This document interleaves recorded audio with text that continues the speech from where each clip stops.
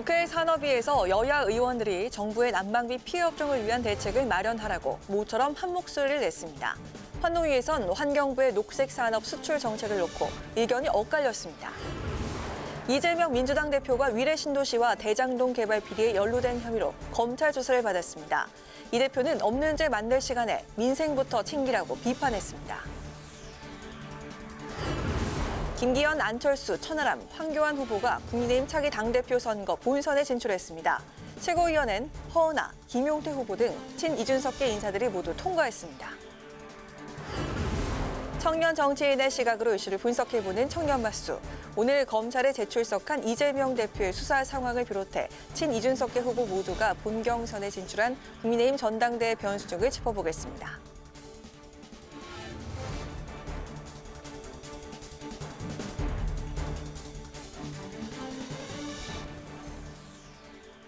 여러분 안녕하십니까? 2월 10일 의정 종합뉴스 뉴스엔 시작하겠습니다. 국회 산업통상자원 중소벤처기업위원회와 환경노동위원회는 각각 전체 회의를 열고 업무 보고를 받았습니다. 산자중기회 소속 의원들은 정부에 소상공인 자영업자를 위한 에너지요금 지원 대책을 촉구했는데요. 환노위 업무보고에서는 환경부가 발표한 20조 원 규모의 올해 녹색 산업 수출 목표를 놓고 의견이 엇갈렸습니다. 보도에 임채영 기자입니다. 중소벤처기업부 업무보고를 받은 국회 산자중기위.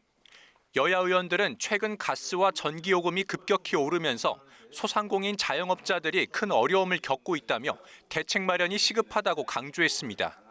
특히 숙박업이나 목욕탕업 등 난방비 비중이 큰 업종의 타격이 크다며 요금 납부 유예 등의 대책을 적극 검토할 것을 제안했습니다. 정부가 내놓은 찔끔 대책에는 난방비 직격탄을 맞은 식당이나 숙박업, 목욕탕 등 소상공인 자영업자 지원은 전혀 없습니다. 빠져 있습니다. 소상공인 자영업자만 골라서 이게 유예하면서 연체료 없이 분할 납부하도록 하면 예산이 투입되지 않으면서도 고통을 분담할 수 있는 효과가 있을까? 이영 중기부 장관은 한전과 가스공사가 적자인 상황에서 납부를 유예하면 이자 보전 등의 문제가 있지만 분할 납부를 검토해보겠다고 답했습니다. 아주 힘든 부분만이라도 유예와 납부를 분할해야 되지 않느냐라고 생각하고 있고요. 네. 그 부분에 대한 범위를 넓혀나가도록 하겠습니다. 정부 납품대금 연동제 로드쇼에 대기업 관련 경제단체들이 불참한 것과 관련한 우려도 나왔는데 의원들은 정부가 경제단체들을 적극 설득해 차질 없이 추진하길 바란다고 당부했습니다. 일부 아직도 대기업이나 중견기업에서는 좀 받아들이기 어렵다 하는 그런 입장을 가지고 있는 것으로 알고 있습니다. 더 적극적인 협조가 필요하고 중소기업 지원과 관련해 납품단가 연동 대상에 전기요금 등 연료비를 포함시켜야 한다는 의견도 제시됐습니다. 이 전기료라든지 이런 연료비 인상분도 납품대금 연동제에 그 대상에 지금 포함시켜야 되는 거 아니냐. 이영 중기부 장관은 납품단가 연동제 로드쇼에 불참한 단체에 면담을 요청해 놓은 상태라며 연료비 연동은 연동제가 안착되면 검토하겠다고 밝혔습니다. 국회 환경노동위원회 환경부 업무보고에서는 윤석열 대통령이 언급한 환경산업부 달성 목표가 도마에 올랐습니다. 환경부는 올해 20조 원, 2027년까지 누적 100조 원의 녹색 산업 수출 목표를 달성하겠다고 밝혔는데 야당은 환경부가 수출에 앞장서는 게 부적절하다고 지적했고 여당은 수출도 병행돼야 한다고 옹호했습니다. 우리가 세계적 추세를 맞춰서 10년, 20년 뒤를 준비해야죠. 근데 그런 정책들은 내팽개치고 지금 수주를 지원하고 있다고 지적을 하는 겁니다. 근데 좋은 규제를 통해서 환경도 개선하고 그다음에 경제도 활성화할 수 있도록 기여를 한다는 그런 그러니까 뭐 녹색산업 수출 얼라이언스 꾸려가지고 기후 변화라든가 이런 부분에 대해서 기술적인 문제라든가 이런 것도 끊임없이 연구해 가지만 그런 걸 기반으로 해가지고 우리가 또 수출하고. 환노위에서는 또 원자력 발전의 녹색 분류 체계 포함 여부를 두고 여당은 가능성을 열어놔야 한다고 주장했고 야당은 환경부 의견 수렴 절차에 하자가 있다고 지적했습니다. 국회 방송 임천입니다. 이재명 민주당 대표가 오늘 세 번째 검찰에 출석했는데요. 유검무죄, 무검유죄라고 말하며 없는 죄를 만들 시간에 민생 위기에서 국민을 구하라며 정부와 검찰을 강하게 비판했습니다. 국민의힘은 탄압받는 피해자 코스프레는 그만하라고 이 대표를 쏘아붙였습니다. 장정현 기자가 보도합니다. 이재명 더불어민주당 대표가 13일 만에 또다시 검찰 포토라인에 섰습니다. 성남FC 후원금 의혹에 이어 위례신도시 대장동 개발 사업 의혹과 관련해 두 번째 소환되면서 올해만 세 번째 검찰 출석입니다. 지난 1, 2차 때와는 달리 변호인과만 동행한 이 대표는 입장문을 통해 심경을 밝혔습니다. 포토라인 플래시가 장렬하는 이 공개 소환 해술래 같은 수치입니다. 그렇지만 제 부족함 때문에 권력의 하수인이 된 검찰이 이제 권력 그 자체가 됐습니다. 이어서 이 대표는 자신을 향한 수사를 검찰을 동원한 정적 죽이기라며 정부를 강하게 비판하고 현 민생 위기를 부각시켰습니다. 유검무죄, 무검유죄입니다. 곽상도 전 검사의 50억 뇌물 의혹이 무죄라는데 어떤 국민들이 납득하겠습니까? 이재명 죽이자고 없는 죄 만들 시간에 전세 사기범부터 잡으십시오. 이 대표는 자신이 하는 진술은 검찰의 조작과 창작의 재료가 될 것이라며 지난 조사 때와 마찬가지로 이번에도 서면 진술서로 대신하겠다고 밝혔습니다. 이에 국민의힘은 검찰에 탄압받는 피해자 코스프레는 그만하라며 이 대표에게 떳떳하게 수사에 임하라고 맞받았습니다. 진실 앞에 입 다물고 증거 앞에 서면 진술서 내미는 비겁한 행동 그만하십시오. 당당하게 조사받겠다던 호언장담이 되지 않기를 바랍니다. 민주당을 향해서는 당 전체가 이재명 방탄에 몰두하고 있다며 다음 총선에서 부메랑이 될 것이라고 경고했습니다. 민주당이 백날 이런 무리수를 둔다고 이재명 대표의 혐의가 없던 일이 되는 것입니까? 이재명 대표의 있던 죄가 없어지는 것입니까? 민주당은 도이치모터스 주가 조작을 둘러싼 김건희 여사 특검으로 맞불을 놨습니다. 민주당은 도이치모터스 사건 1심에서 유죄가 선고된 만큼 김건희 여사가 공범이란 증거는 차고 넘친다며 특검 수용을 촉구했습니다. 반면 국민의힘과 대통령실은 1심 판결문에 김건희 여사가 언급되지 않았다며 김 여사가 주가 조작 등에 대해 알지 못하고 개입한 일도 없다는 것이 진실로 밝혀졌다고 반박했습니다. 국회방송 장정현입니다. 국민의힘 38 전당대회 1차 컷오프 결과 당대표에는 김기현, 안철수, 천하람, 황교안 후보가 본 경선에 진출했습니다. 최고위원 8명과 청년 최고위원 4명도 발표됐는데 친윤계 의원이 대거 탈락한 반면 이른바 이준석계로 불리는 허은하, 김용태 후보 등이 모두 통과해 눈길을 끌었습니다. 보도에 홍예진 기자입니다. 국민의힘 전당대회 당대표 후보 1차 컷오프 결과는 예상대로였습니다. 김기현, 안철수, 천하람, 황교안 후보 등 4명이 본경선에 진출했습니다.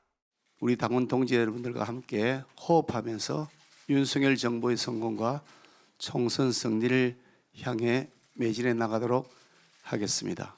우리가 과반이 넘는 의석을 차지하는 그런 정당이 되어야 윤 정부도 정말 성공할 수 있다.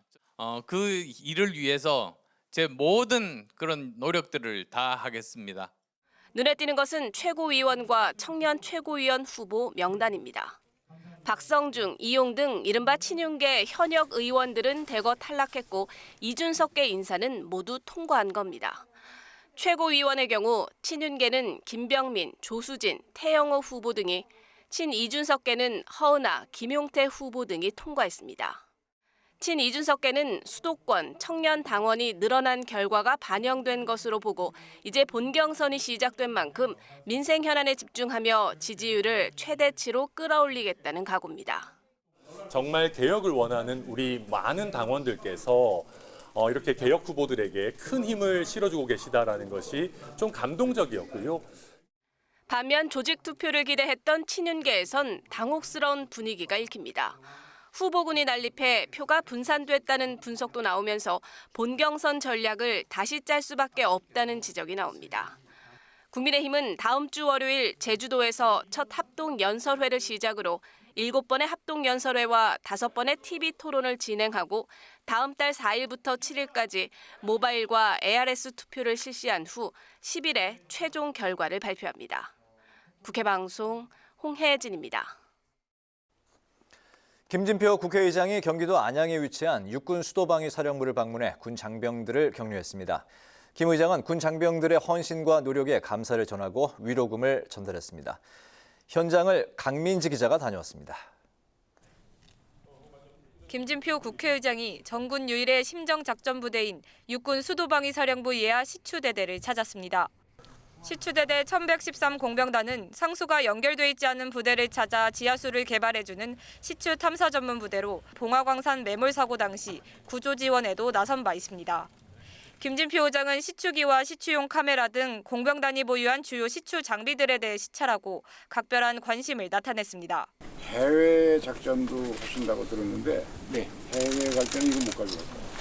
이어 지난해 연말연시를 맞아 국회에서 모은 국군장병 위문성금을 전달하며 국민 생명보호에 힘쓰는 군인의 사기 진작을 위해 더 노력하겠다고 강조했습니다.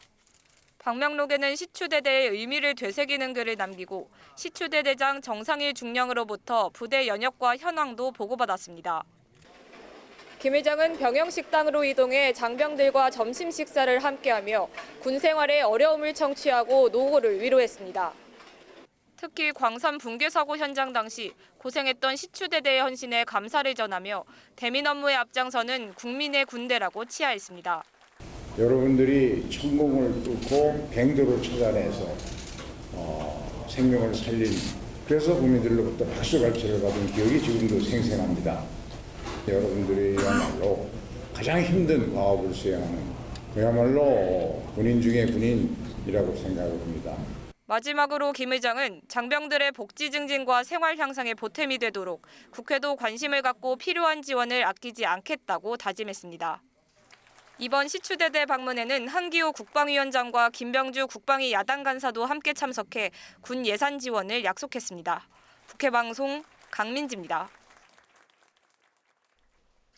국민의힘은 지난 2018년 고대영 전 KBS 사장을 해임한 문재인 전 대통령의 결정이 위법하다는 어제자 법원 항소심 판결과 관련해 문 전 대통령이 책임을 져야 한다고 주장했습니다. 송원석 국민의힘 원내수석 부대표는 오늘 원내대책회의에서 고 전 사장은 선고 직후 변호인을 통해 문 전 대통령과 방송통신위원들을 직권 남용 혐의로 고소하기로 했다며 이같이 밝혔습니다. 또 강규형 전 KBS 이사의 해임이 불법이라고 대법원이 확정 판결한 데 이어 이번에도 위법 판결이 나온 것은 문재인 정권의 공영방송 장악 업무 불법성을 다시 한번 확인한 것이라고 말했습니다. 민주당이 간호법과 의료법 등 국회 보건복지위원회에서 본회의로 직회부한 법안들을 3월 본회의에서 책임 있게 처리하겠다고 강조했습니다. 박홍근 원내대표는 오늘 최고위원회의에서 해당 법안들은 모두 복지위 전체 회의에서 여야가 합의 처리했던 것인데도 법사위 법안 심사에서 진척이 없어 직회부했다고 밝혔습니다. 그러면서 국민의힘 의원들도 참여했고 일부는 직회부를 찬성했다며 법사위의 월권을 저지하고 민생 법안 처리에 속도를 내겠다고 말했습니다. 정의기억연대 후원금을 사적으로 쓴 혐의로 재판을 받아온 윤미향 무소속 의원이 1심에서 벌금형을 선고받아 의원직 상실을 면했습니다. 서울 서부지법 형사 11부는 오늘 사기와 보조금 관리법 위반 혐의 등으로 재판에 넘겨진 윤 의원에게 벌금 1,500만 원을 선고했습니다. 앞서 검찰은 결심 공판에서 오랜 세월 고통받아온 할머니들을 위해 시민들이 모금한 자금을 쌈짓돈처럼 사용했다며 징역 5년을 구형했습니다. 국회의원은 일반 형사사건으로 집행유예를 포함한 금고 이상의 형을 확정받으면 의원직을 잃게 되지만 윤 의원은 벌금형을 받아 의원직을 유지하게 됐습니다.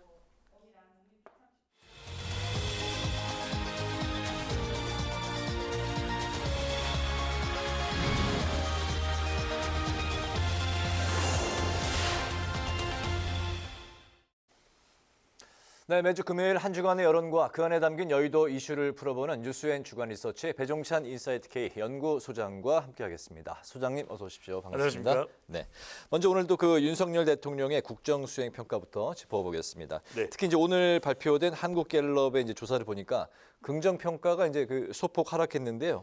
어떤 영향 때문일까요? 가장 큰 건 뭐 국민의힘 전당대 파장으로 봐야 되겠죠. 네. 두 조사 결과가 있는데 하나의 조사는 실시한 것은 지난주였습니다. 네. 그래도 이런 대통령 지지율의 변화의 흐름을 짚어볼 수 있기 때문에 상당히 유의미한 두 자료 결과로 볼 수 있는데 먼저 리얼미터와 미디어 트리뷴의 조사 결과입니다. 지난주에 실시를 해서 이번 주 월요일 날 이제 발표된 것인데 네. 대통령 지지율이 39.3% 긍정평가, 부정평가는 57.8%입니다. 긍정은 직전 조사보다 조금 좋아졌고 부정평가는 내려왔다. 네. 그 이야기는 지난주까지는 국민의힘 전당대회 파장이 있기는 했지만 그래도 좀 대통령 지지층들 사이에서는 위기감에 따른 네. 대통령 지지율이 이렇게 더 내려가 안 돼. 이러면서 이제 결집이 일어났다. 특히 이제 60대, 70대 이상 주부층에서 대구 경북에서 결집하는 현상이 나타나는데 이번 주 따끈따끈한 오늘 발표된 조사 결과입니다. 한국갤럽 조사 결과는 네. 32%로 나타났습니다. 그러니까 지난 조사, 그 이전 조사보다도 계속해서 지금 하락하는 결과로 나타났거든요. 네. 부정평가는 그 10명 중 6명 정도 응답자의 10명 중 6명 정도는 59%입니다. 부정평가로 나타나는데 내용을 들여다보면 국민의힘 전당대회는 집안잔치거든요. 근데 네. 집안잔치가 삐그덕거리기 때문에 윤석열 대통령 그리고 국민의힘의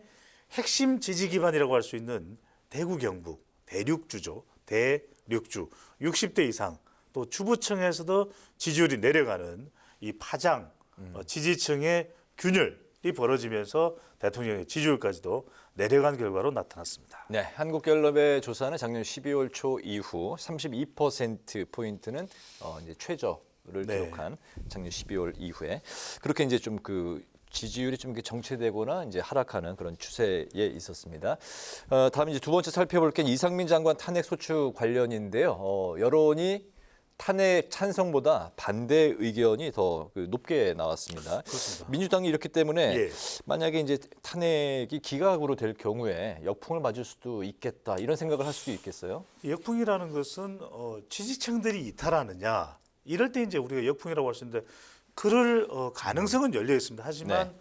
우리가 이 조사를 잘 보셔야 됩니다. 지금 이 조사 결과를 보시면 이상민 장관의 탄핵에 대해서 탄핵하면 안 된다 48.2%, 탄핵해야 된다 40.4인데 지금 더불어민주당의 정당 색깔과 똑같습니다. 40.4%는 어떤 정치 세력, 어떤 성향, 바로 더불어민주당 지지층, 진보층이거든요. 그러니까 더불어민주당 지지층은 이상민 장관 탄핵에 대해서 똘똘 뭉친 결과입니다. 네. 그러면 국민의힘 지지층이나 보수층에서는 탄핵하면 안 된다. 그런데 또 누가 그런 생각을 했을까요?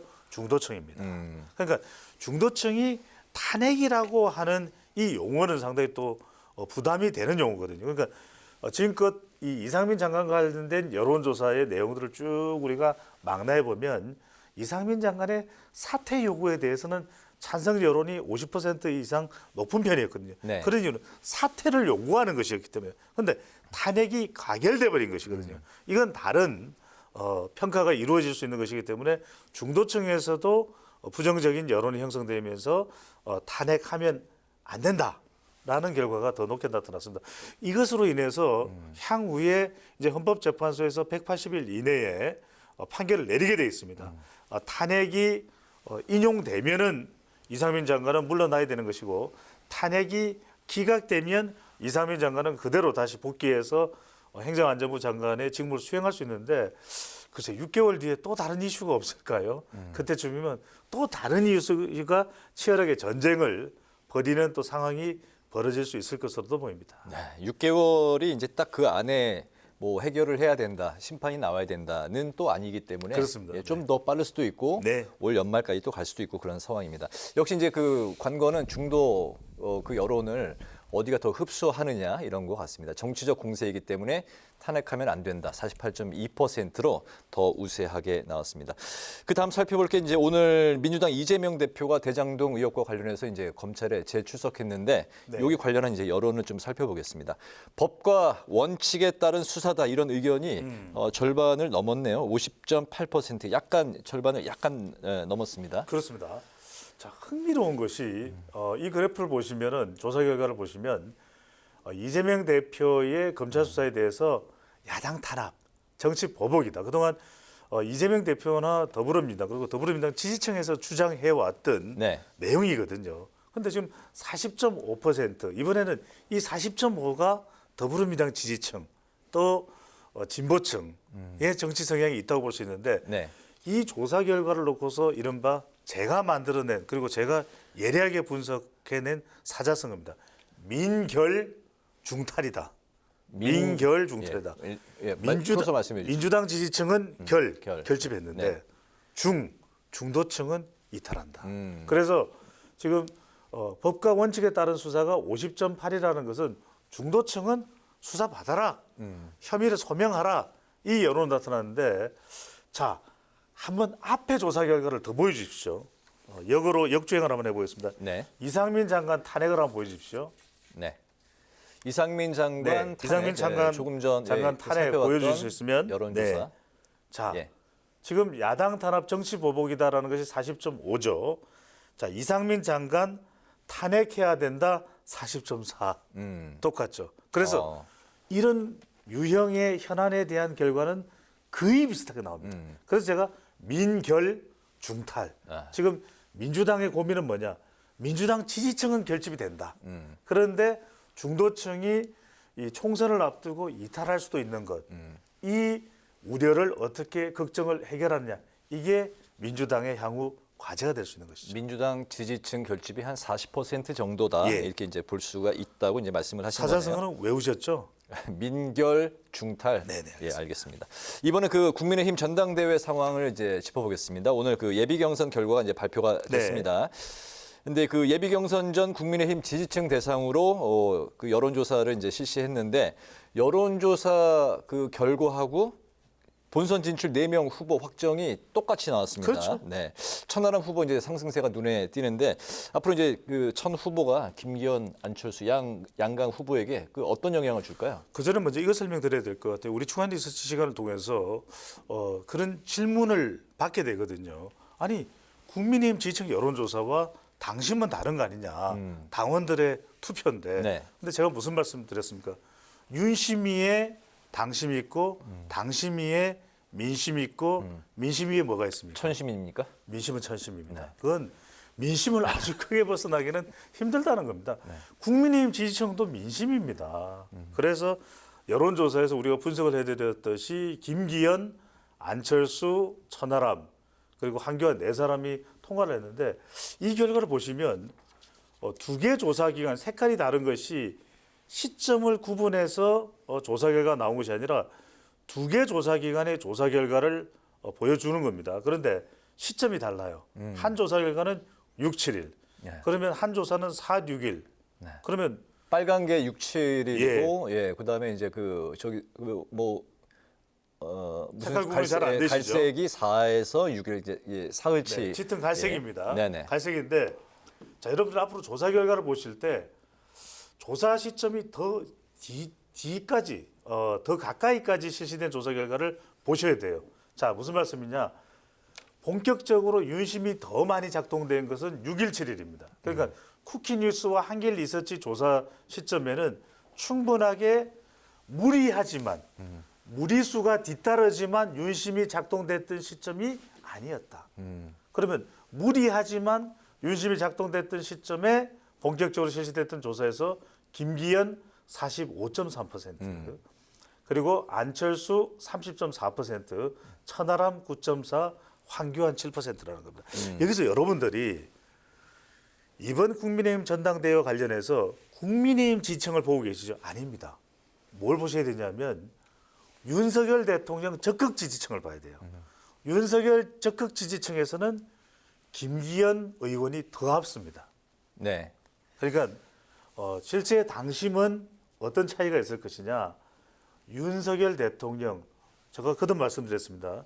현실적으로는 다소 전당대회에 영향을 주게 되는 이 현상에 대해서 무리하다, 좀 과하다 네. 이런 게 나오더라도 결국 당원들은 결과적으로는 영향을 받을 수밖에 없다는 겁니다. 알겠습니다. 그렇기 때문에 윤 대통령 적극 지지층의 그 지표를 여러분들이 보시는 것이 더 정확한 예측을 하는 데 도움이 될 걸로 보입니다. 천하람 변수가 어디까지 작동할지 뭐 요거는 좀 간단하게 좀 들어볼까요? 뭐 한 20초? 네. 글쎄요, 이제 천하람 변수는 결국 지금 현재 조사 결과를 보면은 이 결선 투표 올라가기는 힘들거든요. 결국 천하람의 표가 어디로 가느냐. 결선 투표가 만약에 있다면, 만약에 없다면 그건 뭐 그대로 끝나는 것이고요. 그런데 결선 투표에 간다면 그래도 천하람 위원장의 표는 안철수 의원으로 갈 가능성이 있는데 네. 이때 이준석 전 대표의 관계가 중요합니다. 이준석 전 대표의 이 표심이 또 이 영향력이 이 천하람 위원장의 표심에 영향을 주고 있거든요. 그런데 네. 이준석 전 대표와 안철수 의원 사이가 별로 안 좋아요. 김기현 의원 사이도 안 좋습니다. 그래서 결선 투표에 알겠습니다. 주는 영향은 네. 제한적일 것으로 보입니다. 알겠습니다. 어쨌든 그 3위에서 더 치고 나가지는 좀 힘들 것 같다. 아, 당선 여부를 물어보시는 거예요? 아니 그 결선 투표까지 이제 가지는 않을 것이다. 천하람 위원장이요? 네. 그리고 이제 그렇게 될 경우에 그 표는 안 후보에게 갈 것이다. 이렇게 이제 정리를 하면 되겠죠. 안 후보에 갈 것으로 예상하는데 극히 그 부분의 영향력은 크지는 않을 것이다. 알겠습니다. 안철수, 김기현 이제 두 후보가 이제 최근까지 엎치락 뒤치락 하고 있는데 일단 예비 경선 순위 득표율이 이제 공개가 되지는 이제 않았습니다. 예. 전당대회까지 이제 한 달이 채 이제 안 남았는데 어떻게 전망을 할 수 있을까요? 결국 윤심의 화력이죠. 거듭 말씀드립니다만 대통령의 지지율이 내려가는 우리 지표 소개해드렸죠. 그 이야기는 지금 전당대회에 윤심 거론되고 윤심 쟁탈전이 된다는 것에 대해서 여론의 평가 안 좋습니다. 네. 그래서 심지어는 국민의힘 지지층 내부에서도 이탈되면서 대통령의 지지율이 내려가지만 결국 윤심은 작동되고 있다. 이 결과 간단하게 보겠습니다. 그래서 양자 대결을 하더라도 여러분들 왼쪽 보시면 됩니다. 자, 국민의힘 지지층 대상으로 양자 대결을 하면 김기현 52.6, 안철수 39.3인데 이 조사 결과대로라면 이 조사 결과가 다자 대결, 천하람, 황교안까지 포함한 조사 결과와 그대로 연결된다면 결선 투표가 없을 수도 있습니다. 네, 알겠습니다.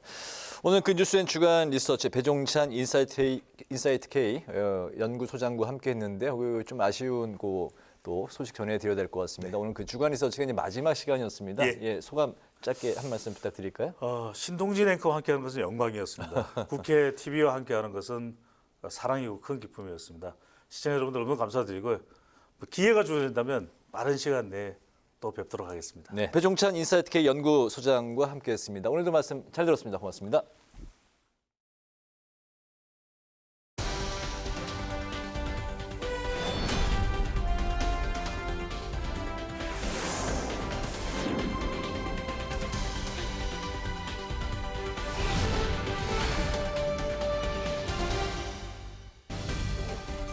(2월 10일) 정치권의 뜨거운 말말말 강아랑의 정치톡 시작하겠습니다. 첫 번째 정치톡은 안개 속 100% 당심입니다. 오늘 국민의힘 전당대회 본선 진출자로 김기현, 안철수, 천하람, 황교안 이렇게 4명의 후보가 확정이 됐습니다. 당협이 5,000명, 10,000명이에요. 당협위원장이 당원이 누군지를 몰라요. 당협위원장이 함부로 오더를 내린다는 것 자체가 어려워졌고 현장 투표를 하지 않고 모바일 투표를 하기 때문에 더더욱 각자 자신의 그리고 이제 과거와 달리 정보 습득의 영향이 굉장히 커졌어요. 이뿐 아니라 그 구성비를 살펴보겠습니다. 수도권과 30대 이하 젊은 층의 당원 비율이 늘어났고요. 전통적인 보수 지지층인 영남권의 비중은 51.3%에서 39.6%로 감소를 했습니다. 하지만 60대 이상의 당원은 42%로 여전히 비중이 높은 상황인데요. 이처럼 달라진 구성비는 선거에 적지 않은 영향을 줄 것으로 점쳐지고 있습니다. 조금 더 개혁적인 성향의 당원들이 많이 계시기는 하겠죠. 저의 중요한 과제는 이겁니다. 지금의 당원 분포 비율이 국민의힘의 의석 분포 비율로 이어지도록 하는 겁니다. 그러니까 영남권 의원의 숫자만큼이나 수도권 의원의 숫자가 많아진다면은 저희가 총선 대승하는 것이거든요. 최근 이른바 돌풍 조짐을 보이면서 지지율 3위로 치고 올라온 이준석계 천안 후보의 선전 또한 예측할 수 없는 당심을 더욱 주목하게 만듭니다. 천하람 돌풍도 예상한다. 만약 안철수, 천하람 두 사람이 경선에 올라간다는 것도 상상할 수가 있어요. 100% 당심으로 선출되는 국민의힘 당대표, 급증한 당원과 달라진 구성비가 과연 어떤 변수로 작용할지 각 후보들의 계산이 더욱 복잡해질 것으로 보입니다. 두 번째 정치톡은 대정부 질문의 품격입니다. 어제였죠. 고성도 막말도 조롱도 비아냥도 없이 정책 질의에 성의를 다하는 최근 들어 보기 드물었던 훈훈한 대정부 질문 장면이 펼쳐져서 눈길을 끌었습니다. 김건희 여사 얘기나 전국 얘기 같은 거 안 할 거니까 정책 질문만 할 거니까 전투력 발휘 안 하셔도 될 것 같습니다. 성범죄 고소에 큰 용기가 필요한 대한민국 아닙니까? 가해자의 합의 시도를 뿌리친 용기를 가진 피해자만이 재판까지 가기 때문에 성범죄 처벌률이 조금 다를 수 있지 않나. 오해하지 말아주셔야 될 것은 저는 이 논쟁을 막자는 게 아닙니다. 스웨덴은 어떤 문제가 있었냐면 성범죄 자체 비율이 높았습니다. 유죄율이 떨어지니까 그 공분을 어떤 해소하기 위한 방법으로 이 방안이 도입된 거라는 점을 말씀드리고 싶고요. 근데 우리나라 같은 경우는 이렇게 성범죄를 처벌하는 법규 자체가 꽤나 촘촘합니다. 네, 김건희 여사나 천공 등의 대정부 질문과는 무관한 질의가 아니라 법무부 장관에게 의뢰 물을 법한 비동의 강간죄에 대한 차분하고도 치열한 질문과 답변이 오간 건데요. 이어 공정위원장을 향한 민주당 이용호 의원의 정책 질의도 눈길을 끌었습니다. 사업자 단체로 판단한 근거는 무엇입니까? 화물연대 구성원의 대부분이 개인 사업자 등록이 되어 있고 직접 또는 위탁을 받아서 화물 운송 사업을 하는 사업자라고 보았기 때문입니다. 화물연대 구성원이 사업자가 된 것은 기업에 고용되었던 운송 노동자가 구조조정 과정 속에서 독립자영업자로 변했기 때문입니다. 그런데 이 독립자영업자를 노동자냐 사업자냐 판단한 근거는 뭡니까? 구성원 대부분이 직접 또는 위탁을 받아서 화물 운송 사업을 운영하고 있는 사업자의 성격이 있기 때문입니다. 감시와 견제 역할을 하면서 국민을 대표해 묻는 이른바 민주주의 실현의 장인 대정부 질문.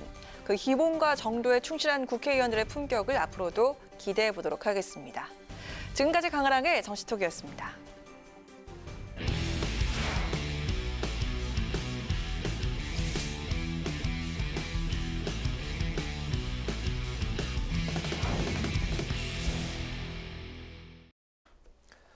네, 청년 정치인의 시각으로 오늘도 뜨거운 이슈 함께 이야기 나눠보겠습니다. 뉴스엔 청년 마수, 오늘도 권지웅 더불어민주당 전 비대위원, 문성호 국민의힘 대변인 두 분 나오셨습니다. 어서 오십시오. 반갑습니다. 네, 바로 이제 이야기 시작을 하겠습니다. 민주당 이재명 대표가 오늘 검찰에 세 번째 출석을 했는데요. 조사에 이제 들어가기 전에 민생 위기를 언급하고 또 자신은 굉장히 억울하다 이렇게 자신의 심경을 토로를 했습니다. 입장문에 유검 무죄 또 이제 무검 유죄를 언급을 했는데 오늘 이재명 대표의 전체적인 그 입장문 표명 어떻게 들으셨는지부터 한번 좀 들어볼까요? 역시 또 이번에도 어떤 이 검찰 조직이라는 것 전체를 뭐 어떤 자신을 탄압하고 있는 이런 조직으로 이렇게 프레임을 씌우는 것은 저는 좀 여전히 아직도 똑같은 이야기를 하고 계신다 이런 생각이 들고요. 다만 이제 저는 이재명 대표께서 어쨌든 소환에 응해서 검찰 조사를 받고 있는 것만은 뭐 우리나라 법치주의 국가에서 공당의 대표로서 굉장히 뭐 긍정적인 처세를 하고 계신다 이렇게 생각을 했는데 막상 들어가서 이제 수사에서는 또 묵비권으로 일관을 하신다면 물론 이제 묵비권이야 뭐 개인의 보장된 방어권이니까 그것을 사용하는 것을 뭐 나쁘게 이야기할 수는 없지만 이런 기왕에 성실하게 조사에 임하겠다고 하셨다면 거기에서 묵비권뿐만 아니라 오히려 본인이 뭔가 말하시고 싶으신 게 있으면 또 적극 검찰에게 이야기를 하시고 이런 모습이 더 국민들에게 좀 긍정적이지 않았을까. 그래서 오히려 지금 이렇게 소환에 응하시는 자세에 대한 어떤 긍정적인 이런 의미가 좀 퇴색되지 않나 묵비권으로 인해 이렇게 생각하고 있습니다. 네. 우선 이제 수사에 성실하지 못하다 이런 주장을 하시는데 그건 전혀 사실이 아니라고 생각됩니다.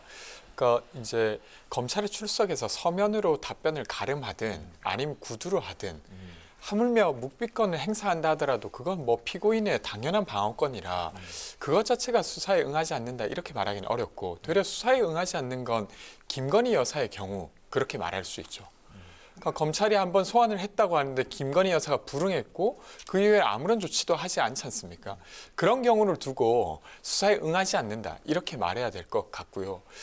어쨌건 이재명 대표는 두 가지 측면에서 이야기를 한 것 같습니다. 한 가지 측면은 야당 당대표로서 사실 민생이 되게 어려운 이야기를 한 바가 있고 그리고 또 하나는 어쨌든 피고인으로서 너무 지나치게 편파적인 어떤 수사가 진행되고 있다를 짚은 것 같아요. 네. 오늘 도이치모터스 주가 조작 사건의 1심 재판이 나왔는데 사실 뭐 저는 좀 의아한 부분이 있었긴 합니다만 예를 들면 그 주가 조작 관련해서 그 주가 조작이 성공하지 못했다고 해서 조작 행위가 아닌 것은 아니잖아요. 근데 그 부분과 관련해서 충분히 인정하지 않았던 부분, 그것이 혹시 김건희 여사에 연결돼 있기 때문에 법원이 뭔가 판단을 어려워했던 건 아닌가 이런 의심도 들었습니다. 여튼 이와 관련돼서 김건희 여사와 관련된 수사가 더 필요하지 않나 이런 생각이 들었습니다. 유검 무죄, 무검 유죄 이 부분은 어떻게 해석이 될 수 있을까요? 뭐 최근에 뉴스를 보신 분들은 많이 관심을 가질 수밖에 없었던 사건 중에 하나가 곽상도 의원에 대한 판결이 나왔지 않습니까? 근데 곽상도 의원의 아들이 받았던 50억 퇴직금, 그것이 곽상도 의원이 받은 뇌물은 아니다라고 판단이 되었어요. 그러니까 무죄 판결을 받은 거죠. 근데 너무 황당하지 않습니까? 그러니까 곽상도 의원이 화천대유를 소개시켜줬어요. 그리고 그 회사에 들어가서 대리급 직원이 퇴직을 하면서 50억 퇴직금을 받았습니다. 웬만한 대기업 임원보다도 더 많이 받은 형국인데 그것이 곽상도 의원과 전혀 무관했다라고 법원이 판결을 내린 거여서, 근데 곽상도 의원이 또 검사였어요. 그러다 보니까 이 법조계 내에서 어떤 판단을 내릴 때 검사 출신이면 좀 봐주고 그렇지 않은 사람들은 법의 잣대를 그대로 적용하고 이런 것들을 주장하신 게 아닌가 싶습니다. 네, 그 여당에서도 좀 무리한 판결이라는 주장이 나오는데 어떻게 보셨습니까? 우선 제가 이제 뭐 이재명 대표에 대한 여러 가지 혐의에 대해서 뭐 민주당 측에서 과도한 검사의 수사다, 검찰 측의 과도한 수사다는 이야기를 많이 할 때 혐의점이 충분하기 때문에 수사에 들어간 것이다 이런 표현을 많이 했었는데요. 이 곽상도 의원 아드님에 대한 이 이야기도 제가 봤을 때 혐의점 자체는 충분하다고 생각합니다. 말씀하신 바와 같이 50억 퇴직금이라는 게 일반적인 금액은 결코 아니기 때문에 다만 이제 이 수사를 하고 이제 재판을 진행하는 과정에서 이 대가성을 입증하는 데 좀 어려움이 있었기 때문에 실질적으로 뇌물로 결국 재판부가 판단하지 않은 게 아닌가 이렇게 생각하고 있습니다. 그렇게 된 이유는 아무래도 이 결국 대장동 일당이라는 사람들은 토건족이지 않습니까? 그러니까 결국 자신들의 어떤 건축이나 이런 데서 인허가권이라든지 이런 데서 이 사람들에게 어떤 이권을 줄 수 있는 그런 권한이 있어야지 이런 대가성이 결국에 성립을 하는 것인데 곽상도 의원이 이런 데에 있어서 어떤 권한을 가지고 있지는 않지 않습니까? 그렇기 때문에 직접적인 어떤 대가성을 입증하는데 검찰이 좀 더 어려움을 겪은 것이지 뭐 이 사람이 검찰 출신의 아들이기 때문에 봐줬다 이렇게 보기엔 좀 무리하지 않나 이렇게 생각하고 있습니다. 저는 근데 이 부분 좀 짚어야 될 것 같은데 어쨌건 곽상도 의원은 사실 화천대유 이 팀이 하나은행과 컨소시엄을 맺을 수 있었기 때문에 여기에 선정될 수 있었습니다. 근데 하나은행이 여기서 원래 발 빼려고 했다는 정황이 있어요. 근데 그것을 끝까지 연결시킨 게 곽상도 의원이라는 혐의이거든요. 만약에 그 역할을 했다고 하면 대장동 일당에게 충분한 이익을 준 것이고 거기에 대한 대가로 50억을 주게 되는 것이고요. 근데 대장동 사건에서 웬만한 물증 증거가 많이 없습니다. 근데 유일하게 있는 것이 정영학 회계사의 이제 녹취록인데 거기에 되게 구체적으로 나와요. 병채 아버지가 돈을 달라고 한다. 병채 아버지의 돈을 또 달라고 한다. 뭐 이런 식의 언급이 있거든요. 근데 이것을 증거로 인정하지 않았다는 것 자체가 사실 여야를 떠나서 붕괴할 수밖에 없는 부분이 아닌가 싶습니다. 네, 자 이번에는 그 국민의힘 전당대회 상으로 넘어가 보도록 하겠습니다. 자 오늘 그 예비 경선 결과가 발표가 됐는데 천하람 후보는 물론이고요. 그리고 김용태, 허은하 의원 등도 친이준석계 후보들이 모두 본경선에 진출했다는 소식이 들려왔는데요. 반면에 그 친윤계 의원들이 다수 탈락하는 고배를 마시게 됐는데, 자 이렇게 엇갈린 성적표 받은 이유 무엇이라고 생각하십니까? 첫 번째는 이제 저희 당 책임당원 수가 굉장히 늘어나면서 이제 젊은층 특히 20대, 30대 이제 책임당원층이 굉장히 많이 늘었거든요. 실제로 저희 당이 이제 전통적으로 20대, 30대에게는 원래 지지를 받지 못하는 정당이었기 때문에 전체 비중에서 그 차지하는 비율이 굉장히 낮았습니다. 근데 이번에 이제 선거 명부를 작성할 때 이제 통계를 내보니까 20, 30대 책임당원이 20%를 넘는 저희 당으로서 굉장히 고무적인 성과가 나왔었거든요. 30%까지는 안 되는데 20%를 넘는 건 이제 합쳐서 20, 30대 합쳐서 굉장히 고무적인 성과가 나왔기 때문에 기존에 이제 저희 당원들의 어떤 투표 성향과는 다른 새로운 당원층이 상당 부분 생겼기 때문에 뭐 이런 이변이 일어났다. 이게 첫 번째 이유로 들을 수 있겠고요. 두 번째는 아무래도 이번 저희 전당대회 룰을 결정하는 과정이나 이런 출마하는 후보들을 결정하는 과정에서 여러 가지 잡음과 논란이 있었지 않습니까? 이렇다 보니까 어떤 지금 흔히 얘기하는 뭐 이준석계를 지지하지 않는 분들마저도 기존에 이제 지지했던 자신이 지지했던 후보가 뭐 어떤 여러 가지 논란을 겪는 것을 보고 뭐 여기에 대한 지지세가 결국 좀 반감으로 오히려 상대편으로 넘어간 것이 아닌가 이렇게 생각하고 있습니다. 네.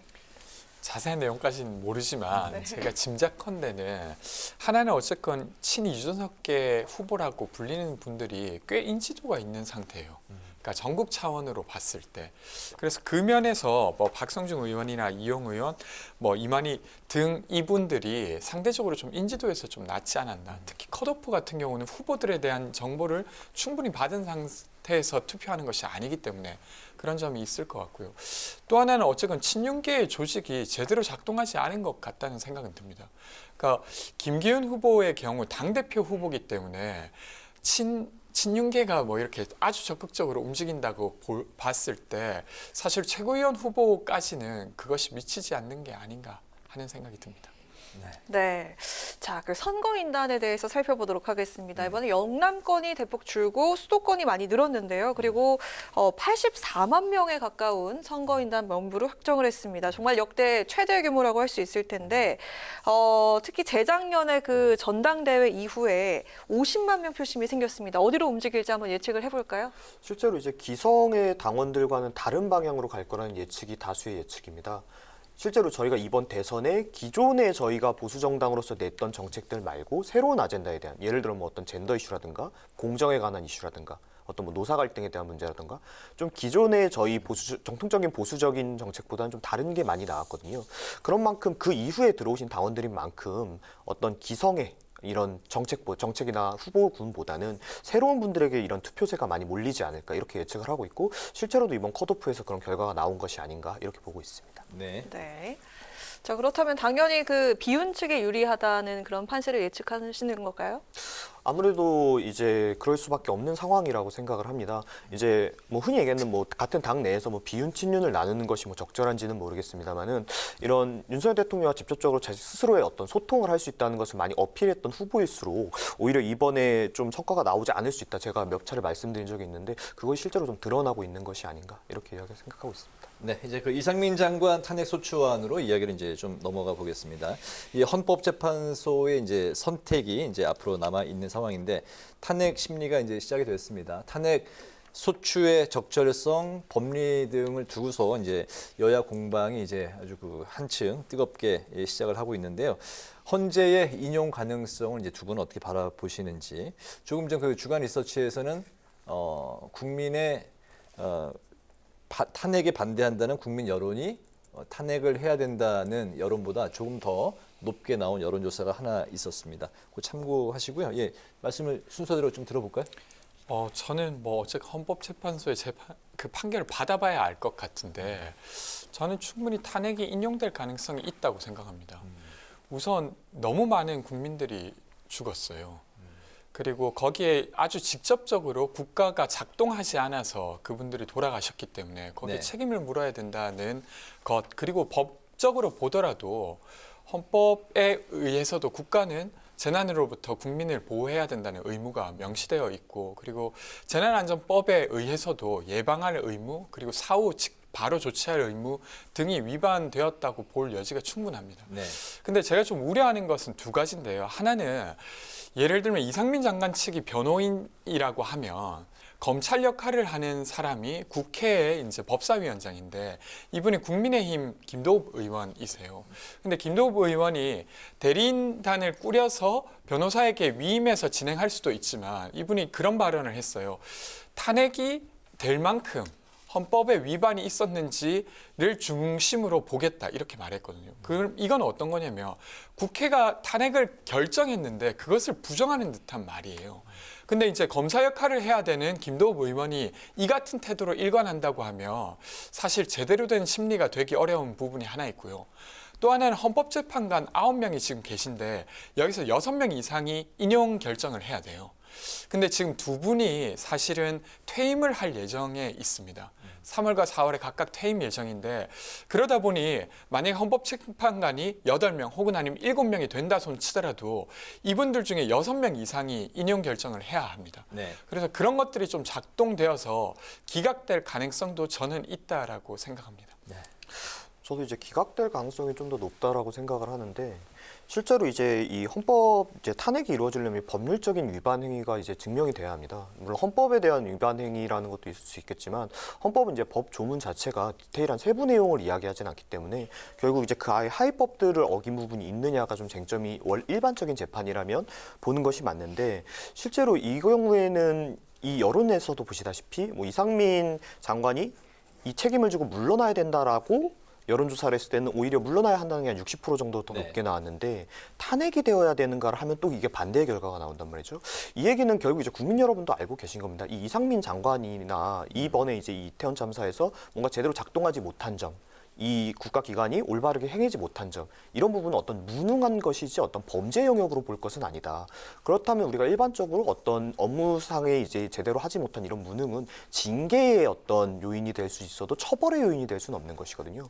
이런 거와 같이 그렇기 때문에 실제적으로 어떤 법조항에서 위반 사항을 찾아내기는 어렵기 때문에 기각이 나지 않을까 이렇게 생각하고 있습니다. 네, 두 분 다 그 기각 가능성에 무게를 두셨는데요.